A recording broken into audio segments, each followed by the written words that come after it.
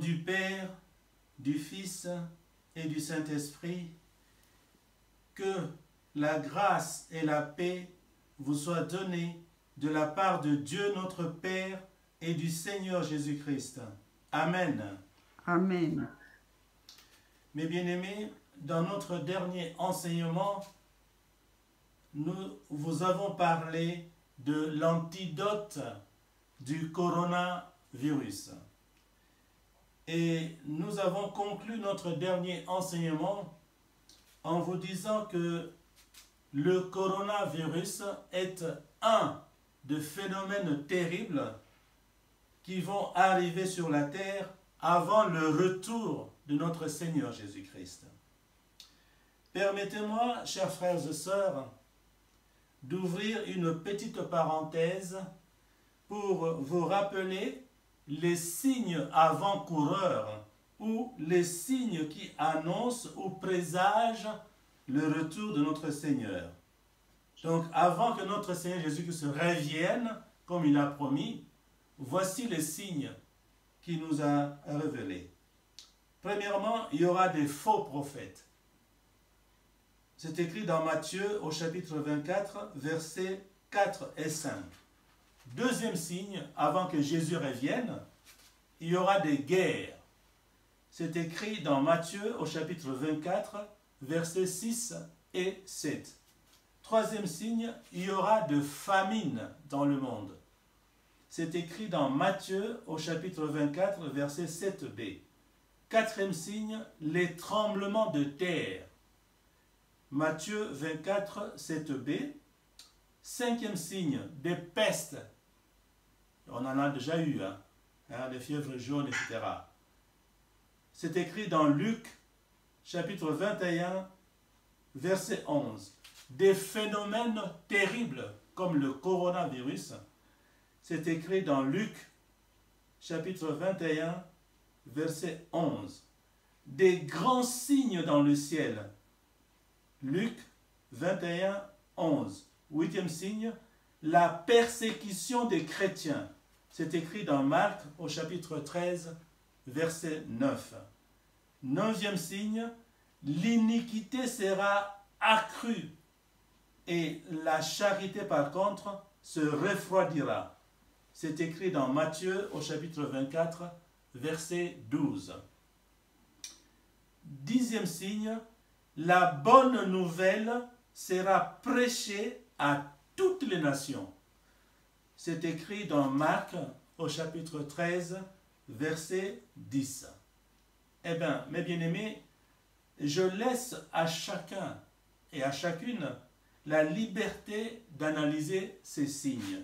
Mais, à mon humble avis, je pense que beaucoup de signes se sont déjà réalisés. Et c'est pourquoi je demande aux non-croyants, aux personnes qui n'ont pas encore accepté Jésus-Christ comme Seigneur et Sauveur, de se repentir. Et je demande à nous qui sommes déjà croyants, nous qui croyons déjà en Jésus-Christ, nous qui avons accepté Jésus-Christ comme Seigneur et Sauveur, eh bien, nous devons rester fermes, surtout en ce moment. Vraiment, restons fermes dans notre foi en Jésus-Christ, car le royaume des cieux est proche. Je ferme la parenthèse. Alors, concernant le coronavirus, je vous rappelle que pour avoir la force d'échapper au phénomène terrible, la Bible nous a révélé, dimanche passé, l'antidote. C'est quoi? C'est veiller et prier en tout temps. C'est un rappel. Mes frères et sœurs, en plus de l'antidote que la Bible nous a révélé, nous vous invitons à vous tenir informés des mesures décrétées par les autorités publiques au cours des jours et des semaines à venir et à respecter les consignes nationales ou régionales.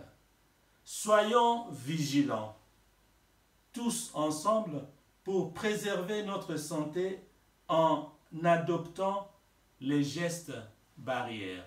Ok? Mes bien-aimés, mais sachant que nous devons faire quelque chose pour que ça marche. C'est quoi? Nous devons prier pour les autorités publiques, afin qu'elles soient inspirées par l'Esprit Saint.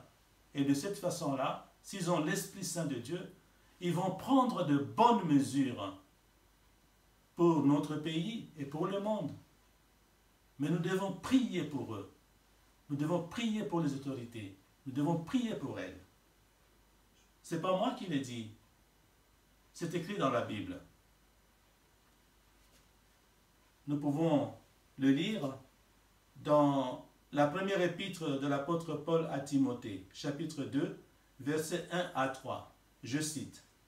« J'exhorte donc, avant toute chose, à faire des prières, des supplications, des requêtes, des actions de grâce pour les hommes, pour tous les hommes, pour les rois et pour tous ceux qui sont élevés en dignité, afin que nous menions une vie paisible et tranquille, en toute piété et honnêteté.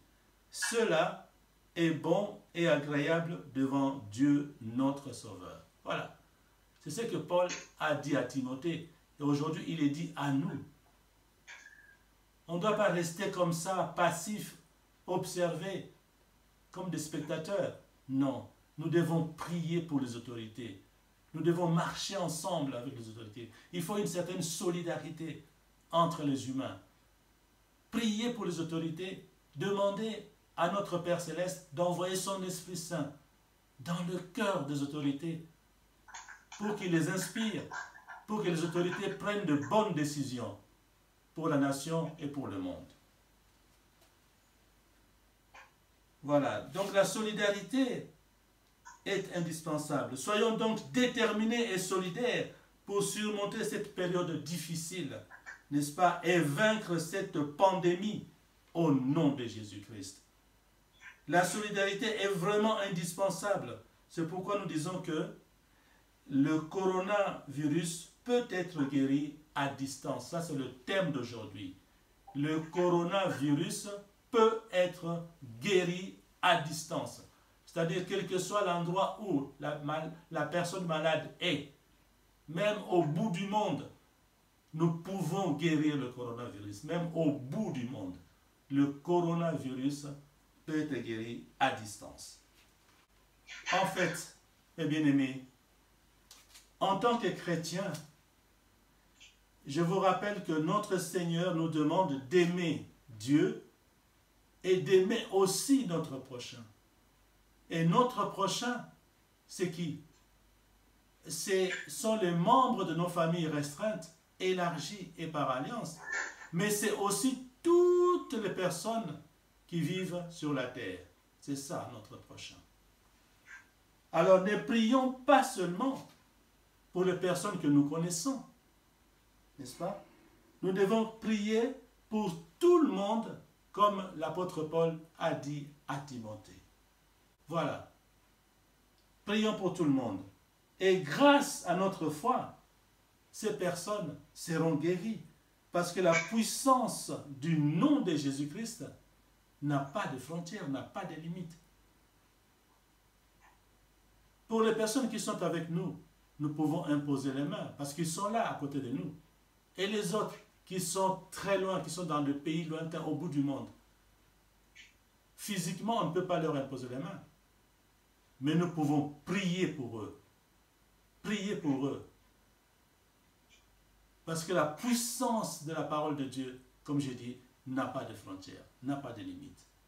Ne prions pas seulement pour les personnes que nous connaissons. Parce que vous le savez, le coronavirus, ça attaque partout dans le monde. Et donc nous devons agir sur le plan mondial. Et d'ailleurs, concernant la guérison à distance, nous avons un bel exemple dans la Bible. Et c'est écrit dans l'évangile de Matthieu, au chapitre 8, versets 7 et 8. Et puis nous lirons le verset 13. Voici la parole de Dieu. Matthieu, chapitre 8, versets 5 à 8, et puis le verset 13. Je cite. « Comme Jésus entrait dans Capernaum, un centenier l'aborda, le priant et disant, « Seigneur, mon serviteur est couché à la maison, atteint de paralysie et souffrant beaucoup. » Jésus lui dit, « J'irai et je le guérirai. » Le centenier répondit, « Seigneur, je ne suis pas digne que tu entres sous mon toit, mais dis seulement un mot et mon serviteur sera guéri. » Puis Jésus dit au centenier, « Va, qu'il te soit fait selon ta foi. » Et à l'heure même, le serviteur fut guéri. Bien-aimés, le texte que nous venons de lire est tiré de l'évangile de l'apôtre Matthieu. Et je vous rappelle que le vrai nom de l'apôtre Matthieu, c'est Lévi. Il fut publicain, c'est-à-dire percepteur d'impôts. C'est un juif qui travaillait pour Rome ou pour Hérode.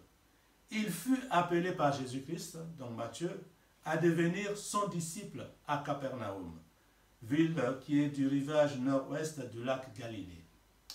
Et Matthieu a répondu immédiatement à l'appel de Jésus de Nazareth et il quitta ses fonctions pour suivre Jésus-Christ. Et après, Jésus l'avait choisi parmi les 12 apôtres. Et l'apôtre Matthieu a écrit son évangile au 1er siècle à Antioche de Syrie pour prouver le statut messianique de Jésus-Christ, pour prouver aux Juifs du 1er siècle que Jésus-Christ est vraiment le Messie. Ok? Et voilà, ça c'était le but de son évangile. Et aujourd'hui, c'est à toi, ma sœur, c'est à toi, mon frère, que l'apôtre Paul veut prouver que Jésus est vraiment le Messie, en nous rappelant ou racontant la guérison à distance qu'il a fait avec les centeniers. Ok? En effet, dans les textes que nous venons de lire, l'apôtre Matthieu nous raconte l'histoire du centenier, c'est-à-dire un officier de l'armée romaine qui avait 100 soldats sous ses ordres. Cet officier avait abordé notre Seigneur Jésus-Christ à Capernaum, comme nous avons lu. En fait, il avait un serviteur qui était atteint de paralysie. Alors il est allé voir Jésus-Christ de Nazareth, pour lui demander de guérir son serviteur. Jésus a accepté d'aller chez lui, chez l'officier, pour guérir son serviteur. Mais l'officier a refusé. Parce qu'il a dit, mais cette personne qu'on appelle Jésus, il est tellement saint, en tout cas il ne peut pas venir chez moi. Parce que moi je suis pécheur. Lui venir chez moi, non. Alors il a dit à Jésus, dis seulement une parole et mon serviteur sera guéri. Pourquoi il a fait ça? Mais parce que cet officier avait lu la parole. Il était au courant de ce qui est écrit dans Psaume 107, verset 20. Je cite. « Il envoya sa parole et les guérit. Il les fit échapper de la fosse. » Il envoya sa parole. Notez bien ça. Il envoya dans l'Éternel. Envoya sa parole et les guérit. Jésus-Christ donc avait remarqué la foi de l'officier. C'est pourquoi il a dit aux personnes qui le suivaient, je cite, « Je vous l'ai dit en vérité, même en Israël, je n'ai pas trouvé une aussi grande foi. » Jésus a trouvé que cet officier avait une grande foi. Okay? C'est écrit dans Matthieu au chapitre 8, verset 10. Et après, comme nous l'avons lu au verset 13 de notre texte du jour, Jésus a dit au centenier, « Va, qu'il te soit fait selon ta foi. » À l'instant même, le serviteur de l'officier était guéri. Et comme nous l'avons lu aussi dans le psaume 107, verset 20, notre Seigneur a donc envoyé sa parole. Il n'est pas allé chez l'officier, il a simplement envoyé sa parole. Va et qu'il te soit fait selon ta foi. Jésus donc a envoyé sa parole et le serviteur de l'officier était guéri. Chers frères et sœurs, la Bible nous dit dans l'évangile de Jean au chapitre 14, verset 12, que celui qui croit en Jésus-Christ fera aussi les œuvres que Jésus de Nazareth a fait, et il en fera de plus grandes. Bien-aimés, étant donné que nous croyons en Jésus-Christ, nous pouvons donc, comme a fait notre Seigneur Jésus-Christ, envoyer la parole de Dieu à travers le monde. Ok? Ne prions pas seulement pour les personnes qui sont sur place. Envoyons la parole de Dieu à travers le monde par des prières, des supplications, des jeûnes, des requêtes, des actions de grâce, par des affirmations, par des déclarations et des proclamations. Ok? Partout dans le monde, pour protéger et pour guérir tous les humains. Nous devons travailler. Ok? Nous devons travailler. Mes frères et sœurs, pour finir, je vous rappelle que nous venons de vous parler de la guérison à distance du corona.